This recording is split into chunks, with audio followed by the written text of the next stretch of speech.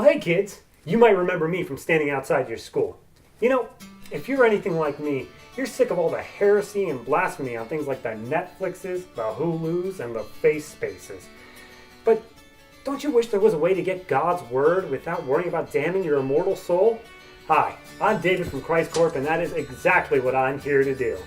See, as long as we've been in business, we've been sharing God's Word with anyone who can afford it. Like, just last week, we came out with 2 brand new feature film classics, Jesus and Me and God the Father. But distribution for these films costs money, and we're pretty sure there's a Bible verse against that or something. So we're taking a page out of Disney's and Jay-Z's playbooks, and we're taking all of our content off those services and putting it in our own exclusive content stream. So grab your parents' credit card and call now, and we can discuss God's plan for you, whether that be monthly or annually. Oh, and don't worry if it seems too expensive. Altar boys get a discount. So hey kids, if you're ever questioning your faith, just remember to dab. Remember that demons are bad. David, why are you saying this to me? I have an infomercial shoot in like 20 minutes. I just wanted to run this by you, see if you could point out any kinks or anything. And what's your target demographic?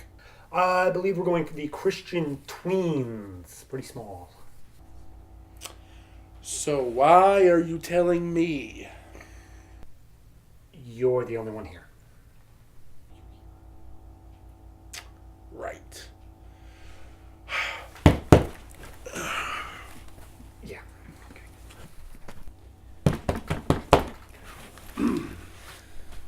Movie today, we watched one. A question of faith. A question of faith. Just now, in time for the holidays. Yeah, this is going to be our holiday special. Yeah, pretty it much. is. It is. That's one of the reasons why I chose it. All right, so tell me the other reason why you chose it. It's a faith movie. I was going more with the Daily Dot thing. Oh, the Daily Dot Yeah. thing. Yes. Okay. That the real reason for it is I was looking, trying to find some movie quickly for this episode, and I went up to the Daily Dot list that is regularly updated. Going through all the worst movies on there, and I found this. Yep. This is supposedly one of the worst movies on Netflix. Currently, yes. And our thoughts on it are... It's not terrible. It's not that bad. No, it's... We've been finding actually a lot of okay movies for this season. It is. Okay, so again, this is because Netflix changed up their whole system, and now it's not like, oh, what are the worst movies that everyone thinks? It's what's not and what is recommended for you. Yeah, it's a lot harder to find these movies now, and it is. And I didn't go through the process of seeing how many people liked it or not. Yeah. In fact, we didn't even... I'll look that up after I say the plot. I'll do it. So, the plot of this movie is that there is 3 families that we follow. I'm going to be really, really, really, really, really, really, really, really bad here and just go by race. Because that's basically what the movie does. Oh, yeah. Unfortunately, I'm really bad with this because also I don't remember the names. Exactly. That well. Like, there's only one name that they really harken in on, but that's kind of because it's plot-driven. You have the black family. Oh, by the way, everyone's Christian. Everyone. There's no like one character who's like, oh, you have to convince me because I don't believe in God. No, everyone's Christian. There's the black family, which is the mother, the father. The Newmans. The Newmans. The father is David. He is a pastor, an incoming associate pastor, becoming the senior pastor. The mother and 2 kids, 2 brothers, Junior and Eric. Then you got the white family, the... They are the Danielsons. The Danielsons. The dad has a construction company. The mom whines, and the daughter is really good at singing to the point where she might get a record contract. Might have a record contract. And then there is the Hispanic family, which is a mother and daughter, the Hernandezes. Hernandez. I forget the mother's name, but the daughter's name is Maria. Kate Hernandez and Maria Hernandez. Maria, they both work at a restaurant, and the daughter, she texts and drives. She texts and drives all the time. All the time. She's a very distracted driver. All the time. So, in the order of this movie, the daughter's singing for like an audition for the record people. She ends up passing out while she's singing. or whatever it is. Something like that. It's found out that her heart is not pumping enough blood, and she's going to die unless she gets a transplant. Then they're trying to do expansions on the, what was the guy's name? The Newmans. The Newmans. The Newmans church is going to be expanded. So they're trying to deal with one of the people that's like a donor to that or something. It's kind of unclear. And so he can't pick up his son for a basketball game. The son starts to walk home while Maria is driving, distracted, hits the son. Son is brain dead. They then spend 20 minutes struggling over whether or not to donate his organs. They end up doing so, and the heart goes to the girl. Nobody knows where any of the stuff went or like who's even responsible. Stuff. Yeah, that heart and shit. The goo. The goo is somewhere else. Then the movie continues on where it's just like, oh God, how could you take my son from me? And I love one of the most top voted tags for this movie is touching. Just saying. Yeah, there were parts. I know. Well, I'm they're doing a double entendre there. Oh, I forgot about that. The Danielsons or whatever. Because he's not financially doing well and he needs something to happen, so he's tapped for the construction job at the church, but he ruins it because he's so filled with hate and anger, just because he's a dick, not because of anything in particular. He's just a dick. The Maria Hernandez has to go to jail because she committed vehicular manslaughter. Yeah. And so everyone's at their lowest points. Finally, the father character, after like a whole bunch of hemming and hawing, prays, and he discovers, all right, we have to forgive the people around us who have done bad things, and we have to forgive. The white family prays too. And like everyone just prays, and like everyone gets what they want. The son doesn't come back. That's not everything. Yeah. The dead boy is very dead. But they forgive Maria. Maria gets out of jail because they're not pressing charges on that. They give the contracting job to the white dad, so he's not the Danielson dad, so he's not worrying about finances anymore. They all discover that each other have been the people. They're all children of Jesus. They're all mixed together. There's a movie that did that. There's a movie where like all the different plot threads. Like, also, the white dude is like racist. It seems that way, but they don't actually ever say it. Like they're really pushing it, but they push don't it at one point, it. and then he prays, and then apparently he's like cured. That's all it took. God cures racism. It's not like it causes it. What were those things? Crusades. Anyway, we don't talk about that. But no, it ends up where everyone's happy and everybody gets pretty much what they want, and they all discover each other, and it's a very touching movie. And so the ratings for this movie, 5.4 on IMDb out of 10, 40% on Rotten Tomatoes. Okay, 89. Wait. Yeah, okay. I was critic or that's combined. Combined, okay. It's like 89% on Google. Google's always really high for some reason. It's 40% of the critical score and 79% audience score. So the audience liked it. The audience really liked it. Critics were much more tough on it, and we are more critics than audience. So, to be fair, of all the critic reviews on Rotten Tomatoes, there are 5. Yeah. So it's kind of not a huge pool to pick from. Yeah. So, first thing I really want to say, and also referencing the opening joke, is this is PureFlix. PureFlix is, of course, the super religious... Purer than your flicks. responsible for the God's Not Dead trilogy, I guess. Saga. Probably becoming a franchise. I know. I'm waiting for this to just become like an extensive IP. I want I want the characters to have their own Figmas. God's Not Dead. It needs the dark universe.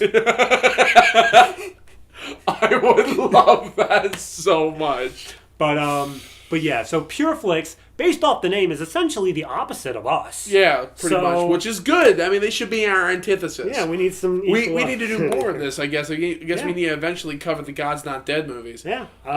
We've been avoiding those movies on purpose, just also because everybody else has talked about them to death already. The second one, I could see. The third one, probably. The first one... If you want to listen to some good...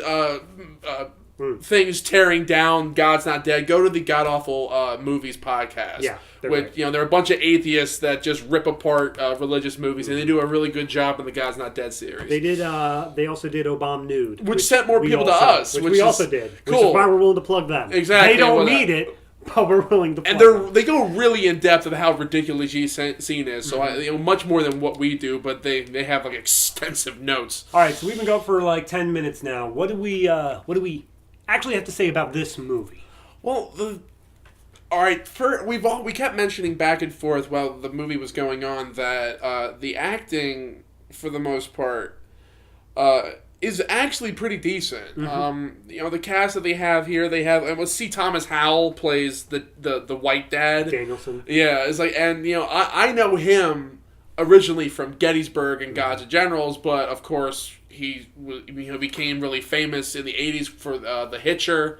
And God, it was a whole bunch of other things. But either way, he's got a couple things. The Outsiders. The Outsiders, yeah, he was really big in the '80s. But yeah, like everybody in this movie has had somewhat of a history. Credits. Yeah, Kim Fields was on The Facts of Life. She was the mom of the grandfather was on Remember the Titans. The main father was in Phone Booth by let's say he was a sergeant character. Oh my God, I know who he is now. Holy shit, I thought I recognized him. Yeah, everyone has some stuff. Event Horizon, he was Cooper. Yeah. So yeah, there are some credits in this movie. My mind's being blown. You can definitely tell that there was at least some money behind this because this was like SAG-AFTRA certified, I think. Oh yeah, definitely.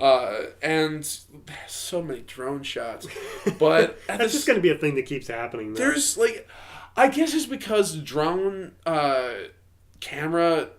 technology has become so cheap and readily available that, if you have the opportunity to use a drone shot in your movie, I guess you might as well do it. Oh, yeah, definitely.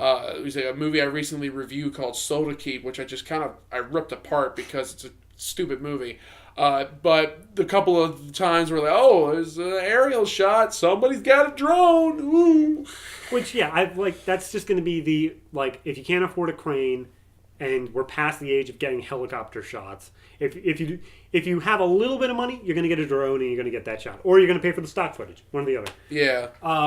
But no, like he was saying, the acting in this movie, totally fine. The only person who was a little bit iffy was the older son, Junior, of the Newman family. He wasn't there much. Even when he was on screen. But at the same point, he was playing a teenage kid who just lost his younger brother. So playing emotionally numb is possible what he was doing, but it definitely doesn't lend itself to, you're acting well when your whole thing is, I'm not doing well, okay? I'm not doing well, man. God ain't letting me do well. And even in the moments where he should have been emotional, like at the point where they're debating using his son's organs, he was like, "Don't let him do it, Dad." I'm like, "Okay, you can put a little bit more. A little bit more. Give me a little bit more to work with. You're at a 3, I need you at a 5. But that is the only criticism we can give to acting. Everyone else did a fine job. Nothing that's going to be scoring Oscars, but nothing that you're ever going to see is oh, these people were completely terrible, whatever. Even the racist dad guy. Yeah. He did a good job as even though it never says that he's racist, they did a good job. It was implicitly inferring that. And I'm actually glad that they, were able to touch on that without explicitly saying it. But at the same time, though, you didn't play it up enough for it to consider to be anything more than a plot device. Yeah. It doesn't feel like a character trait. True. And to the point where we don't know if he is, we're just assuming he is. And at the same time, you can still be not racist and have racist inclinations because whatever you might be going through at that time, emotional stress and all that jazz. And for that, I kind of give a bit of a pass, but I also think that they just didn't really, put the... I do remember. They said that one line that proved him as a racist was the... how many of your workers are here legally or should be in this country? Yeah. That was the one part that they said. Explicitly. That explicitly was okay. It's all right. A little xenophobic there. But then they kind of brushed that under the rug. Yeah, all the other characters are pretty much fine. When it comes down to... The director of this also, all he does is religious movies. He produced, if you look on his production ones, though, he has a production on a couple weird horror movies. Terror Birds. Yeah. I don't know what that's about. But, okay. But no, when it comes down to production... What would Jesus do? When it comes down to production on this, technical aspects, You were pissed off right from the very beginning because the titles kept on using those weird those stupid flares. particles, Yeah. particle generators and stuff like that. Come on, guys. Like all the and I know you can do better than that. There's another thing where like the moment that when like everything's coming together, they've all made their forgiveness or whatever. They're signing organ donation cards, which that's another thing we need to get into, the texting while driving thing. But when they're signing their organ donation cards, there's like they're doing like a pan shot, and the moment that they say like, "Well, we did it," they cut across a window where like lens flare is coming in. It's like, is lens flare just supposed to be God is here? Is that like what we're doing? God is lens flares, according to J.J. Abrams. Cool. If there's a bright light, that used to be God, but now we're always used to bright lights. So now it's bright lights with lens flare means that it's like, God. Guys, the thing is, it's really weird.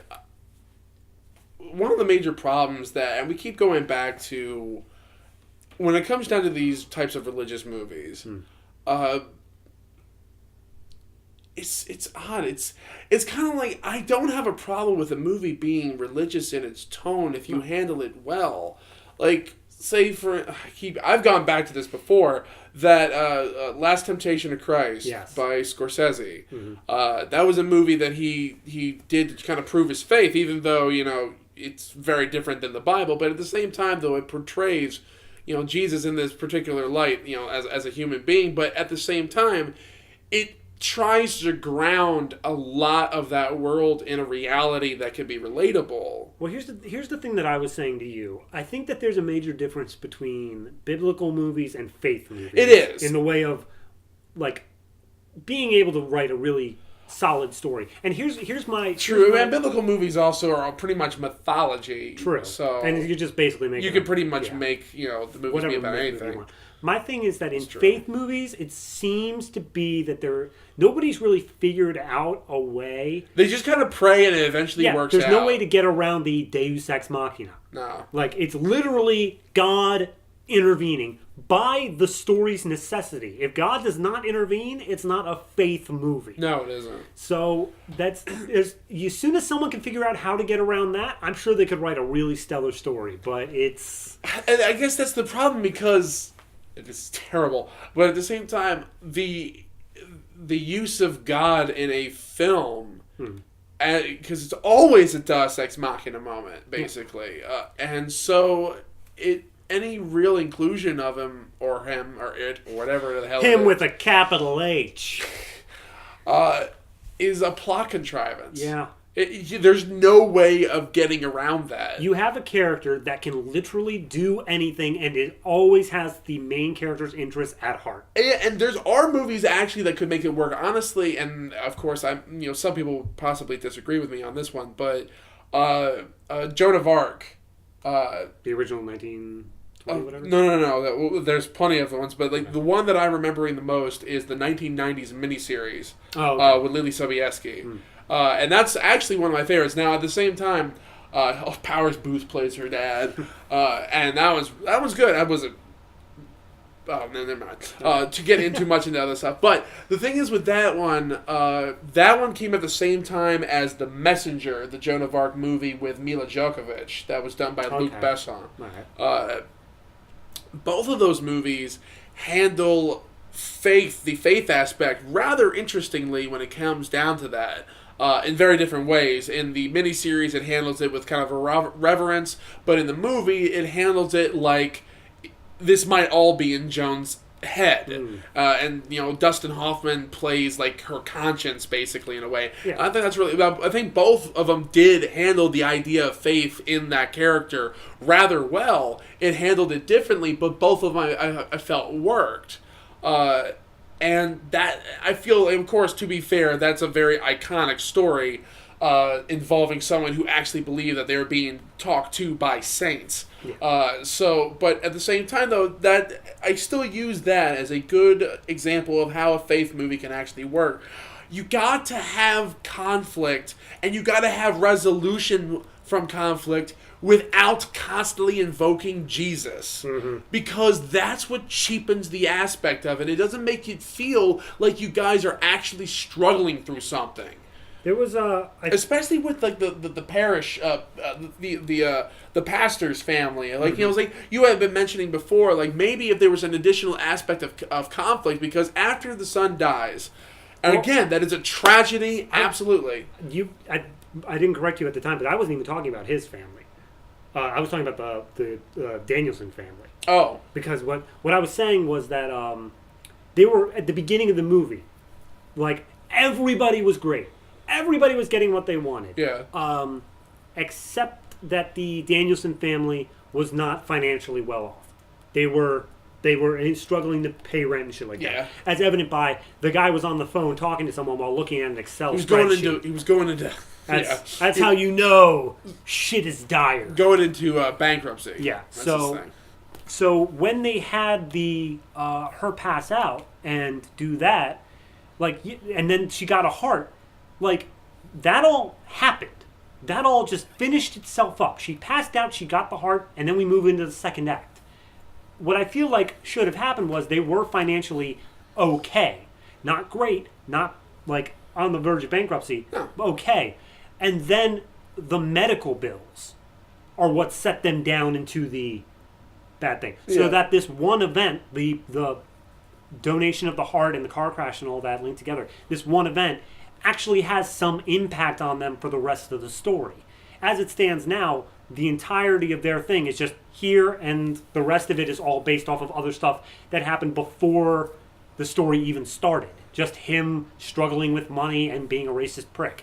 Yeah. The car crash / donation thing stops all of its impact as soon as she gets her heart. Yeah. But if they made that financial aspect of thing, that would have kept him at least in the story somewhat. Yeah, and after a certain point, like the conflict of faith is the only real conflict that's there. There's no actual and that would have added an extra conflict where it's not down to him like doubting God or whatever. If anything, like he never says that he doubts God. No, it never does, except like in his like ending speech. It's like, I ran away from God. Like, no, you didn't. Yeah.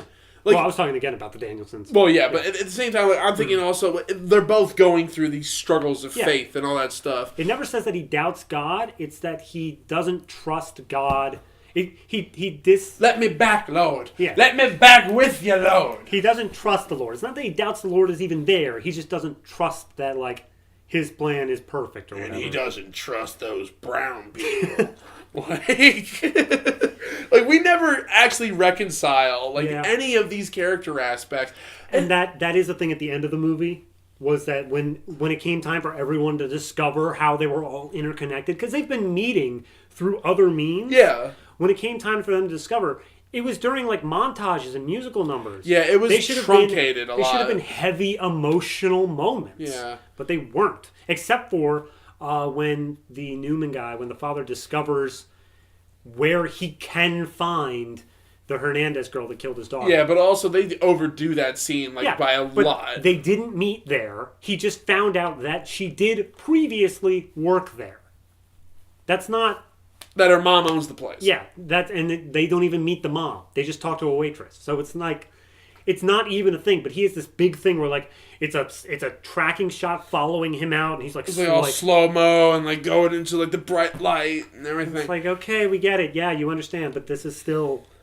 Guys, the thing is though, and it's funny because like I'll never be somebody who tries to, unless we gotta go into final thoughts. Really, 7 minutes. Okay, so kind of going to final thoughts. Then I was like, I'll never tell anybody that you can't make a movie about anything. Like if you want to make a movie about faith, go for it. Mm-hmm. But at the same time, though, in order to keep your audience connected, you need to be able to have enough actual conflicts going on in the story besides just people simply saying, "Help me, Lord," and that things actually work out just because people are good. Because that, I feel that's kind of a very naive way of approaching this type of thematic, story. Because the whole thing of this movie, at least the impression that I got, was that this whole thing was, to quote the title, a question of faith. Yeah. I never really felt that there were any instances in this movie where these people actually had questions of faith. It was just more about like dealing with their situation, but it never involved them like questioning their faith. There was no actual actions except for with the pastor's family. There's like that whole thing. It was like God, he was like getting angry at that dinner, but that was like that one scene. I'm like, I didn't feel any building over. I didn't feel like, I didn't feel that these were real people. Also, with that character, he is the pastor of the church, and he says, like, oh, I'm not sure if I'm ready to go back to work. And then the next scene, he's back at work. Yeah. But then later on, I'm going to take you out of work. He's back out of work. It's like, okay, this kind of feels like you're all up and down over the place as to where your character is going. And then he's just like, I don't know if I'm ready. And then when he's back at work, he, like, chastises his son for not being, like, able going to move to on. Church. Like, it's just like, it's so inconsistent. Now, if you made that inconsistency work into the story, because the son kind of just gets left at a certain point where we just don't deal with him anymore. So that's how much we know that you care about that character. Yeah. Are you done? Yeah, I'm done. This movie in and of itself, it was well made in certain aspects, but it's pretty fucking forgettable. Mm-hmm. For me, as we said, acting fine. Technicals, blah. It's stock standard for most of it. The real problem comes down to still the best Faith movie that we've probably seen. Though. Yeah, no. Out of anything that we've really seen faith-wise, this is one of the better ones. Except for Sunday School Musical. Which we thought it was going to go into once the girl started singing. Yeah, seriously. Like, we were like, are we doing this? There's a lot of fucking songs in this. They even have the predominantly black, like, hey, church. The gospel choir, yeah. And then, like, the white, like, all just... The one white family who walk in. It was great. The racist white family comes into the black church. We were talking about, like, faith movies done well. And the one that I've just spent so much time looking for because I couldn't find it, Take Shelter. It was a 2011 movie that came out. That sounds familiar. It's Michael Shannon. Okay, yes. It's not really a faith movie because it doesn't rely on God. It's this guy it's a modern Noah story. Yeah. But that's just it. It doesn't rely on God. It's like he has faith that this vision is going to come true, and so he's like trying to protect his family from it. That was a good way to handle it, I feel. That was a good way of, like, being able to handle the idea of trusting and believing in something that you have no evidence for whatsoever. That stuck in my head as, like, a thing that I thought was a good example of also, that. Aronofsky's Noah does a couple of good things about that, too. But it also has its own problems. So. It does. It does have its own problems. Don't get me wrong with that. But yeah, when it comes down to this movie in particular, I can't say for certain that, like, we're not going to find a better faith movie, but this is certainly the best one that we've seen. At least the ones that play it straight, because Sunday School Musical is its own thing. I don't even know what to fucking call that.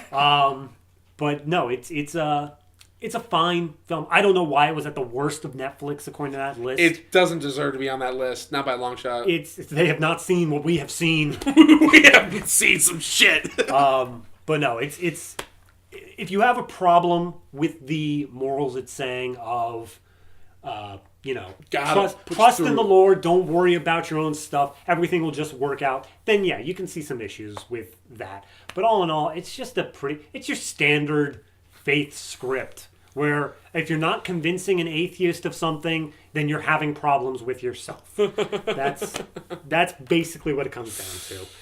And those were our thoughts on A Question of Faith. Great. All right. Yeah. Hey, Dave. Wondering, you ever have a question of faith? Yeah. No, I think a lot of people, modern day, growing up in Christian households, they question their faith at some point or another. It's just something that we go through. I never did. Okay. My biggest concern out of that is you have faith? Yeah, man, I believe in the gods. You said gods, plural? Are we talking about the Holy Trinity? No, the outer gods. That is dead which can never die, and by strange eons even death may die. Yah shall be drunk, the ghost of 1,000 years. Amen, soul brother.